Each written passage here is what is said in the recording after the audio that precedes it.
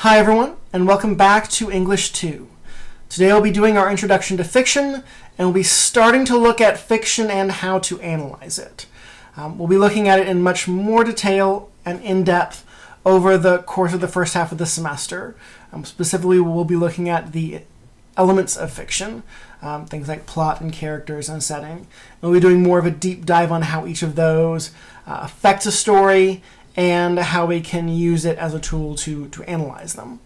But for today, we'll focus on a couple of bigger picture terms or ideas. The first is, of course, if we're going to talk about fiction, we have to talk about what fiction is, how we define it, what sets it apart from nonfiction, etc.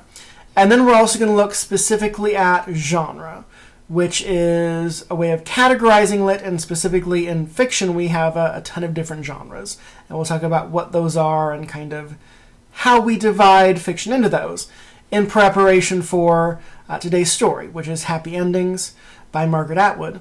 And it is a story or stories. You can definitely look at it as a single piece or a bunch of smaller pieces. And we'll talk in our discussions about which way we prefer to look at it. And each of those individual stories or sub-stories tends to take on a particular kind of genre. So this is kind of preparing us to then dive into Happy Endings and be able to talk about it. So, first of all, what is fiction? How do we define it? Again, there's a lot of different definitions folks come up with. This is the point where in class I would have you, volunteer your own definitions. Obviously, it doesn't quite work in a video. So, but in general, the flavor of definition that I usually end up getting is something like it's something that's made up, it's something that didn't really happen. And that is generally how we define fiction, that it is imaginative as opposed to kind of, I guess you could call it reporting, or it's not necessarily factual the way we expect from nonfiction. Our assumption is that fiction is not factual. Of course, any even brief look at fiction and nonfiction is going to bring this into some question, and there is a large gray area as a result. So obviously, if we say fiction is made up stuff, what do you do with historical novels that are talking about real historical events? Like, let's say you're reading a novel about King Henry VIII and his wives. Yes, the actual dialogue may be made up, but obviously King Henry VIII and his 6 wives did in fact exist. The events that this novel is talking about presumably happened. How do we distinguish between these events that actually happened and whatever makes this historical fiction as opposed to history? By the same token, we tend to think of nonfiction as things that are not made up, as things that did really happen. But certainly if any of you have taken any AIS classes or had particularly good history classes in undergrad, or not undergrad, in high school, you probably may be aware that history books often have their own biases, just because historians often do. Like, the goal is to avoid them, but they happen. And certainly, there are things in history books that are just straight up, flat out lies, that are straight up made up. And, like, how do we reconcile that with the idea that nonfiction is things that aren't made up, that did really happen, if there are things that are straight up not true and the straight up fabrications in history books? So again, there is this kind of broad gray area between fiction made up, nonfiction not made up, and there are things that are in that gray zone that it's difficult sometimes to tell where they should go. So keep in mind whenever we talk about categorizing things, and that's going to include genre as well as fiction, nonfiction, or really any of the categorizations we're going to talk about over the course of this semester. Those things are often fuzzy. They're often things that kind of skirt the border or maybe even around the border and don't fit in perfectly into categorizations. And that just tends to be how how these things work. The reason we have the phrase, the exception that proves the rule, is the idea that even with a true generalization, which is what categorizations often are, you're still going to have things that don't quite fit it. So, fiction, made up, for the most part, is going to be our definition. Things that didn't really happen. Even if it does talk about things that happened, even if it is basing those made-up things on things that we do know existed, and again, even if there are things in classified nonfiction that are also potentially using a certain amount of imaginative license. So, let's say we know fiction when we see it. So, how do we tend to see fiction kind of divided up? What kind of categories do we put it into? Say, in a bookstore, or anywhere else where we can buy fiction or find fiction, like in the library. And there tend to be two ways we divide up fiction. One of those is categories based on content. So this is going to be about the sort of things that are in your story, or the sort of things that happen in your story, or the settings of your story. Something about the actual story and the way it's set up. So this is going to include things like mystery, science fiction, romance. All of these are categories based on what's actually in the story. And these are going to be genres. Obviously, I mentioned some of the really big ones, but obviously you can have things that are much more sort of granular and kind of focused. If you've ever been in a bookstore that has like a section for like supernatural romance or paranormal romance or like urban fantasy, these are subcategories of these already categories of genre. So paranormal romance it's a romance, but it's specifically bringing the supernatural and the paranormal, much like a fantasy or horror story would. So that's one of the ways we divide stories up. We divide fiction up. The second is going to be via audience, and this tends to be age-based for the most part. Specifically, we tend to shunt off like kids lit, children's lit, and like young adult literature into their own kind of categories, regardless of the genre they're in.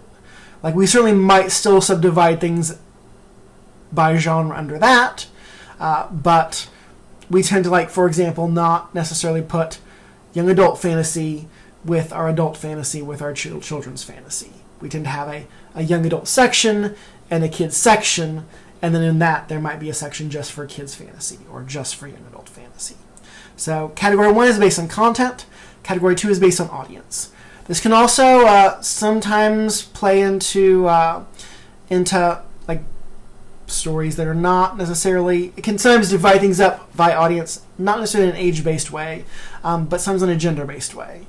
Specifically, you tend to have the category that I think used to be called, rather kind of dismissively, chick lit or women's literature, which is basically literature about women in their lives, which, like, it says something that a large portion of the publishing industry thought that, oh, these are stories about women. Clearly only women will read these. So there have been other divisions as well as those age-based ones, based on that audience. And then our third way we sort of distinguish or put fiction into categories is going to be via form. And that is the form that the story takes. What storytelling form has our author or authors decided to use? So is it a novel? Is it a story? Is it a play? Is it a film or a video game? A comic book? Again, a lot of different kinds of ways of telling story. Not all of them are necessarily going to be straight up like written on a page. So content categories, those are going to be our genres. Audience categories, also ways we divide up literature, Also, ways we tend to see it divided up in places like bookstores, but those are not necessarily genres so much as they are categories we split stories into based on their audience. And then finally, we have form categories, which have nothing to do necessarily with what's in them. Obviously, the form will dictate the content to some extent. Like your Game of Thrones TV show is very different from your Song of Ice and Fire book series. But for the most part, it's not like there are certain types of things that can only be in books. And so, like, that genre could only ever be in books. Like, pretty much any genre you can talk about in terms of content. We'll work in a book, we'll work in a movie, we'll work in a video game, and it's pretty easy to find this out just by looking at what's available. So, a lot of different ways of categorizing our stories. The one we'll focus on today is content, but those others are also ways we divide things up, and we'll talk maybe a bit more about this as we go further along. But for now, let's stick with content. So those genres that are based on what is in a story or what a story talks about. And here's where I would normally ask folks in class to come up with a list of genres. Obviously, again, video doesn't make that possible, but classic genres that I've already brought up include romance, science fiction, mystery. Other ones include fantasy, horror I've already brought up, paranormal romance, and things like that. If you can have subcategories of genres. You can have thrillers, which are usually tend to fall under a subcategory of mystery, just as we put them into a category together, the same way we tend to put fantasy and science fiction together, because these have things in common. Mysteries and thrillers both tend to focus around suspense and trying to find things out. Fantasy and science fiction both revolve around, they tend to be called speculative fiction sometimes because it's like speculating about things that could be rather than looking at what is. So that's those things have in common that they're like talking about a possibility rather than a reality. Whether that's, some fantastic historic past or some, science fiction future that is not currently available based on, our current circumstances.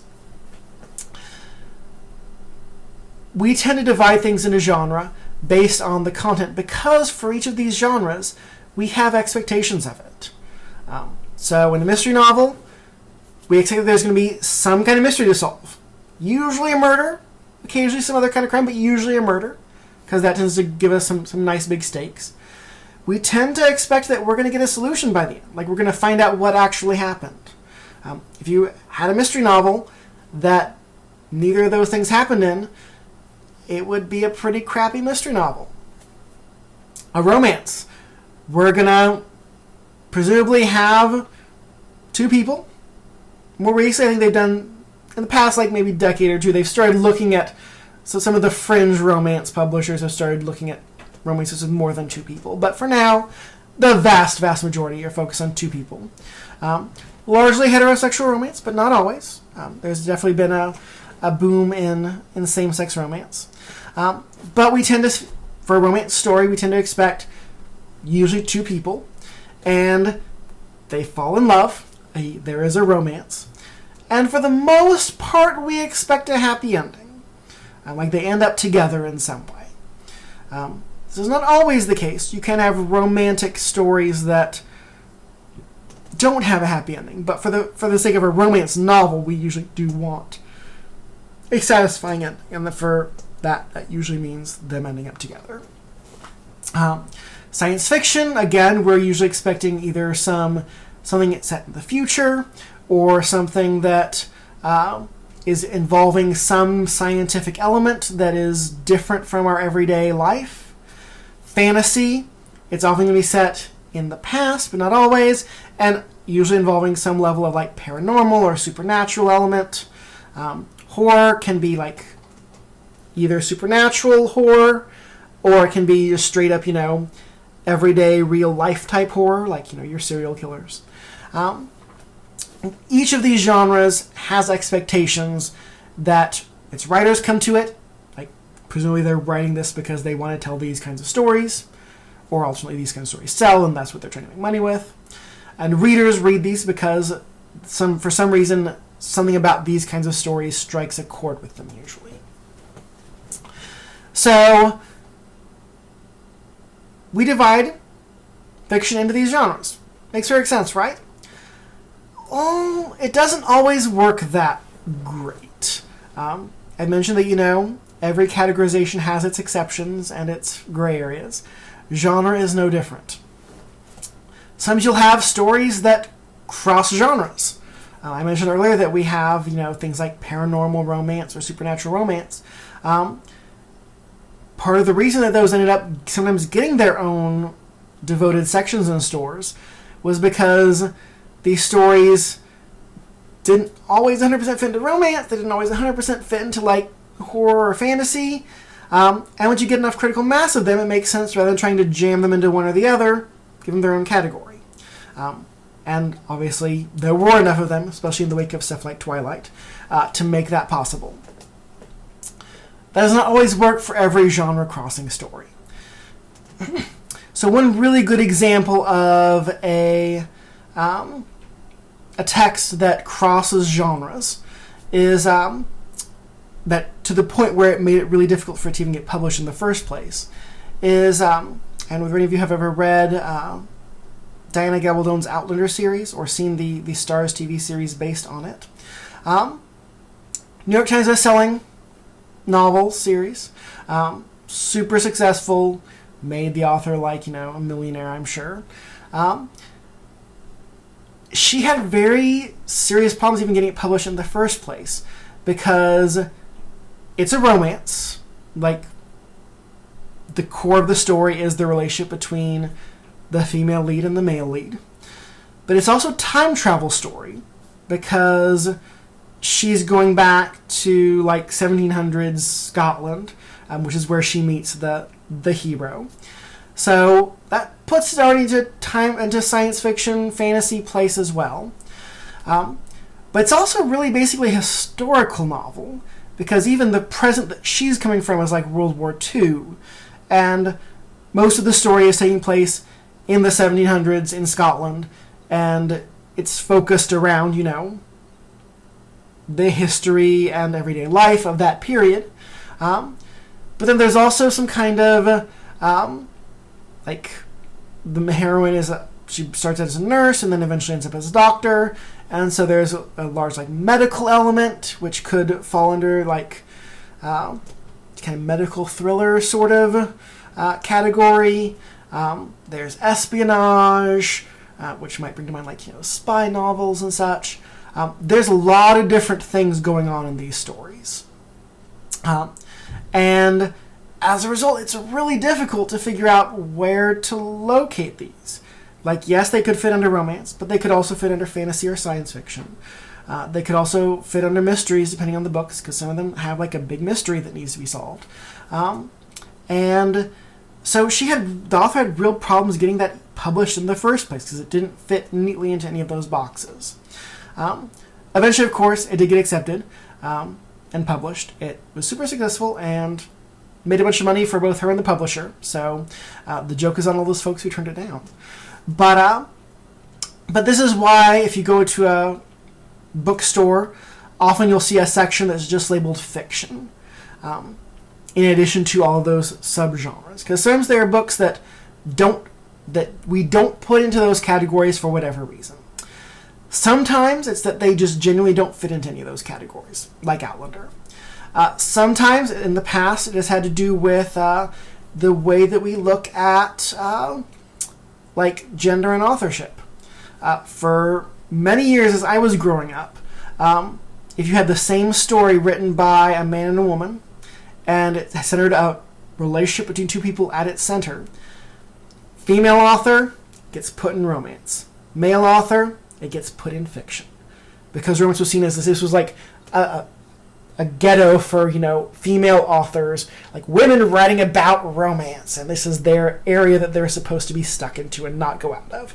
Men, of course, when they were writing about romance, were doing it much more, thoughtfully and with, much more of a reason. Which was, of course, bullshit. But based on kind of sexist attitudes of the time. Of course, if a man was writing about a relationship, that meant people took it a lot more seriously.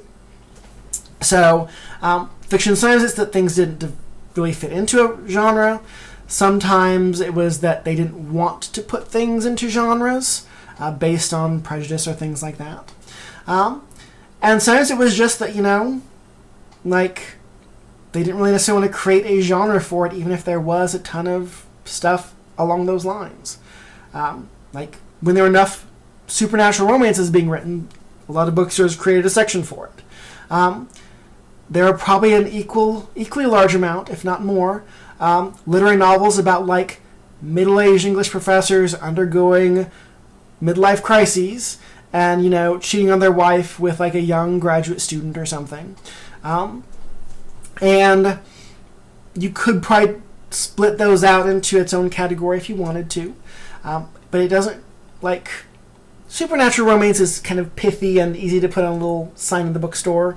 Like, midlife English professors' wish fulfillment fantasies, crises, that does not fit so nicely. So that also tended to kind of get put into fiction. But it is nice to have that catch-all for things that don't fit into those kind of sub-boxes.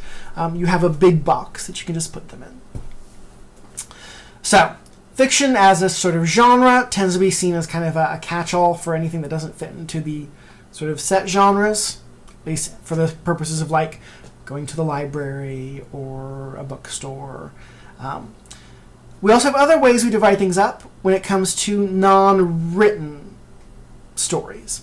So obviously in a movie store, on Netflix, since video stores have basically died, we tend to divide things up by, like, things like action and comedy.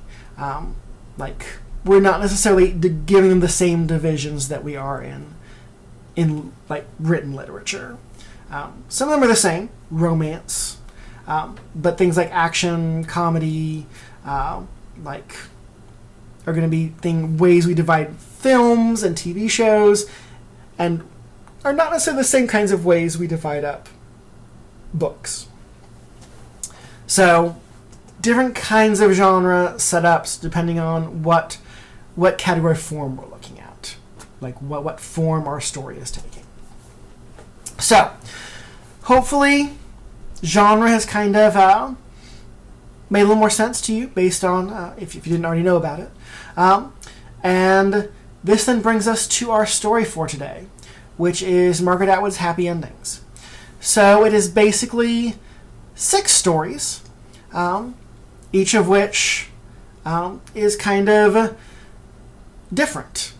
It may be using the same characters or similar characters, but the story's plots are different, and trappings and settings and such. And as a result, each of those little mini stories ends up often kind of taking on a different genre. So, what I would like you to do is to read Happy Endings, if you have not already. And then what I'd like you to do is to choose one of the 6 stories. One that kind of speaks to you, that seemed the most interesting to you. And that maybe you like it, you like stories like it. Maybe it's that it was the most interesting or the most dramatic. Whatever it is that jumped out about that story to you is fine. Just choose one that you think is the most interesting, or that you like the most, or that made you feel the most strongly. And then once you've chosen your little sub-story of those 6, I'd like you to go onto Blackboard, and to our discussion for Happy Endings, I'd like you to answer a few specific questions about the sub-story you picked. First of all, I'd like you to come up with a name for this story. And so as an example, since I think probably not a ton of people are going to pick F, which is the last story because it's like 5 lines, it's talking about, Canadian espionage. So you might call it, the espionage story or something like that. So name that particular sub-story, whatever you want to name it. Second, I'd like you to think about what appeals about this story, to you or to other readers. Like, what sets this story apart? Why did you choose this story? What does it have maybe that the other ones didn't? So what is the appeal of this particular sub-story? Third, I'd like you to think about analogs for this story. And here's where genre is probably going to come in kind of handy. So can you think of any other stories, movies, novels, TV shows, etc., that more or less follow a similar pattern to this plot pattern? So in the case of, again, that espionage story, what stories are there out there like it? Through whatever elements, whether that's the Canadian part, whether that's the espionage part, whether that's the, brawling romance of our times part. What other stories like this are out there, and what do they have in common with it? And then, based on that, try to assign this particular story to a genre. It can be a really big picture genre, like, science fiction, or mystery. It can be a really, specific genre, like,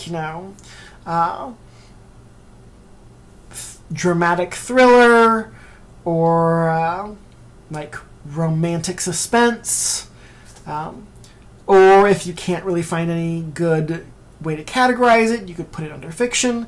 But if you can find any stories that are all like it, maybe you can even just try to figure out what you would call the category that would have those stories in it, whether that's a full genre, or whether it's like the middle-aged English professors undergoing midlife crises and having wish fulfillment.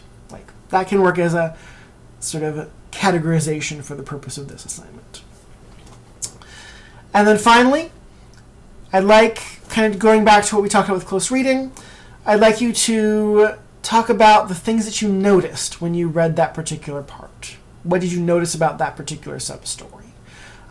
In that noticing step of the understanding, noticing, explaining setup for close reading. Then, things that if you can certainly add them if you'd like to, but you don't have to. You can write about, if you'd like to write more, and I would like to see maybe a little more beyond just answering those 4 questions. What is happy endings? Do you think it's one story, or is it a series of stories? Does it work as a single piece, or is it really just a bunch of little fragmented things that are just kind of stitched together? For story A, which is the first one, which I think, again, a lot of people may not pick, a lot of people find this story unsatisfying. What is it that you think story A, that first story, is missing? And what is it that... why do you think that this one might not appeal to folks as much as some of the other stories? And then, certainly there's a lot of other things you can write about, and I'll have some other prompts there. But if you can answer, those few at least, that would be helpful. Also, the way I'll be setting this up is, if I can, I can't remember whether you can do this in the new Blackboard yet. If I can, I will set it up so it's a post first topic. So you have to post first, and you'll be able to see what other folks have written. This is just so I don't end up with everyone purposely picking the same sub-story, because I've had that sometimes in the past semesters when I've done this online.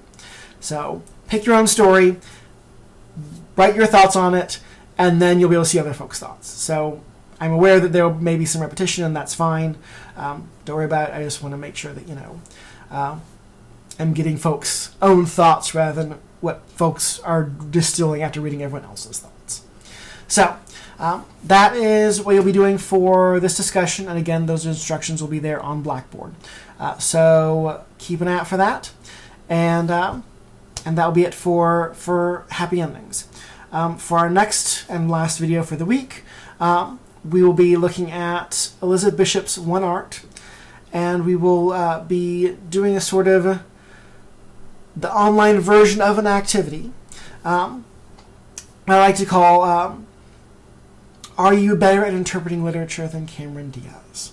It doesn't quite have this. It doesn't quite work as well if we're not in class, but hopefully you will still enjoy it and enjoy putting your literary analysis skills that you're developing over the course of these couple of weeks up against those literary analysis skills of Cameron Diaz's character in the movie In Her Shoes, examining that same Elizabeth Bishop poem. So look forward to that, and in the meantime, I will see you in that discussion post. Also, do remember that our autobiography of a reader writer will be available will be due at the end of the week, so at the end of Sunday. So do keep that in mind, and if you have not turned it in already, I know some folks have already, and you're ahead of the game. Way to go. If you've not turned that in already, be thinking about getting that in by the end of the week. So I will see you in our next video.